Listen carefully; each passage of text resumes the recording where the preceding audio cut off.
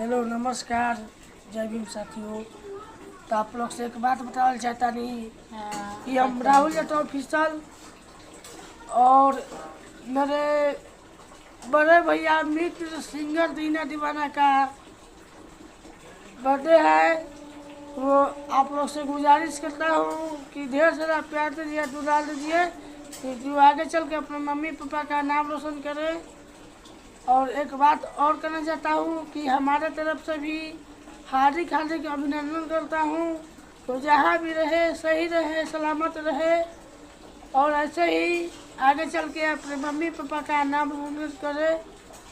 और वो पार्षद क्षेत्र का रहने वाला है, तो हमारी तरफ से ढेर सारा हैप्पी बर्थडे टू यू कहता हूँ।